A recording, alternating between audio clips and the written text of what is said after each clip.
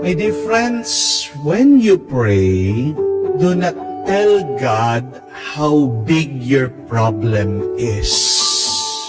Rather, when you pray, tell your problems.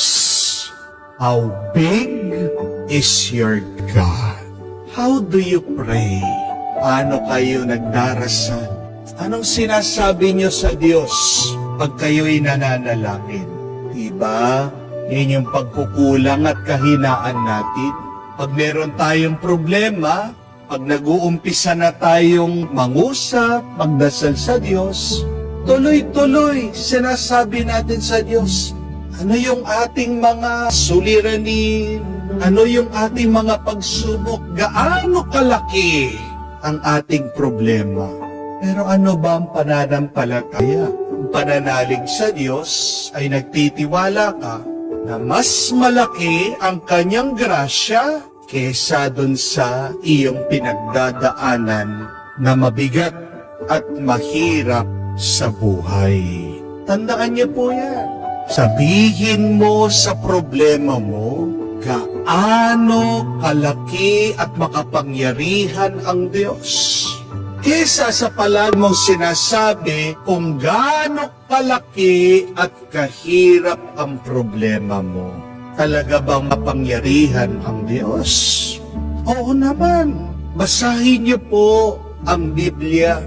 The Bible gives us a proof of how strong, big, and powerful is our God.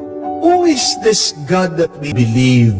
Hindi ba siya yung Diyos na kayang patigilin ang dagat para makadaan si Moises at ang kanyang bayan? Sino ang Diyos ang ating pinaniniwalaan?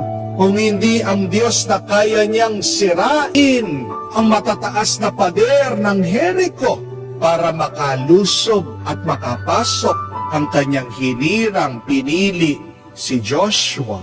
Sino makapangyarihan Diyos kung hindi ang Diyos na kaya niyang isara, itikom ang bibig ng mga leon para hindi nila kainin, kagatin at lapain ang propeta na si Daniel? Sino makapangyarihan Diyos kung hindi ang Diyos na kaya niyang talunin ang higanteng si Goliath para manalo ang maliit na pili niyang magiging hari na si David? Sino makapangyarihan nating Diyos? Walang iba kung hindi ang Ama ni Jesus na kaya niyang talunin mismo ang kamatayan, na kayang magbigay ng buhay mula sa kamatayan. Sinong ating Diyos? Siya ang Diyos na kaya niyang magpalakas, makagawa ng milagro kung mananatili ka lang sa Kanya. Ano ang sinasabi? Philippians chapter 4, verse 13. I can do all things in Christ who strengthens me. Tandaan niyo po yan. Kaya mong gawin ang lahat kung nasa iyo si Kristo na nagpapalakas sa iyo. Take note, lahat ng bagay. Hindi niya sinabing kakaunting bagay. Hindi niya sinabing posibleng bagay. Sinabi niya lahat ng bagay. Imposible, mahirap, mabigat, nakakabangha. Kaya mong gawin kung nasa iyo si Kristo. Tanungin natin ang ating sarili. Nasa atin ba si Kristo?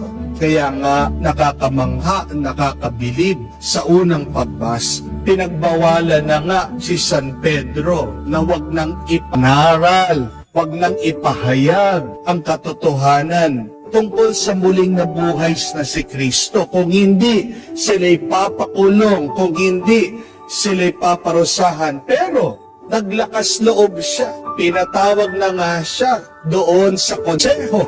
Pero napakatapang niyang sumagot. Si San Pedro na simpleng mangingisda, si San Pedro na hindi naman talaga nag-aral, saan niya nakuha yung katalinuhan, yung tapang? Diba? Nung pinapako ang ating Panginoon, isa si San Pedro, sinakwil niya ang ating Panginoon, tumakbo. Ba ngayon? napakalakas ng loob, umaharap sa mga opisyales, sa mga nakakatanda ng bayan. Paano niya nagawa? Because the resurrected Christ was in him. Sa ating ebanghelyo, napakaganda. Nagpakita na nga ang muling nabuhay na Panginoon kay Maria Magdalena sa 2 alagad. Pero yung mga apostoles nananatiling ayaw maniwala, nagdududa. Mismo ang ating Panginoon, siya na nga lumitaw, nagpakita, pinagalitan sila, pero ito yung nakakamangha at napakagandang detalye sa Ebanghelyo. Kahit na meron silang pagdududa, kahit na mahina ang kanilang pananampalataya, nagpakita pa rin siya at pinagkatiwalaan sila sa isang misyon. What is this telling us? That even disbelief, even doubt cannot stop God. Kung nga yung dagat, hindi niya kayang pigilan ng Diyos. Kung nga yung mga malalaking pader, walang kwenta sa Diyos. Kung nga yung mga leon, yung higante, ay natalo ng Diyos. Kahit ikaw meron kang pagdududa, kahit na mahina ang iyong pananampalataya, magbibigay pa rin ng kapangyarihan ang Diyos sa iyo. Ang kailangan lang ay kakaunting pananampalataya. Di ba? Yun naman ang sabi ng Panginoon sa atin. If you have faith the size of a mustard seed, you can say to this mountain, move. You can say to the tree, move. It will move. Oo, dumadaan tayo sa mga panahon na kahinaan. Oo, meron tayong pagdududa. Oo, minsan nararamdaman natin malaki, utang na babayaran natin, nahihirapan na tayo, nakikitungo sa ating mga kamag-anak, kapamilya, dahil sinisiraan tayo, ginagawang mahirap ang ating buhay.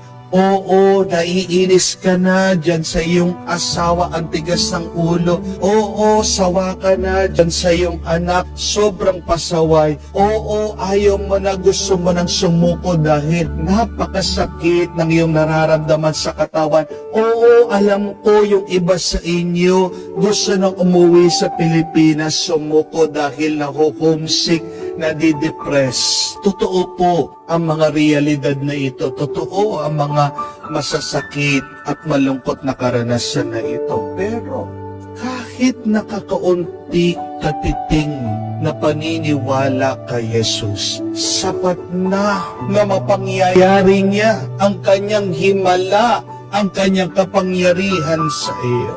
So let us once again unite ourselves with the resurrected Christ. Let us ask the Spirit of Christ to be with us so that we can do all things through Him who strengthens us.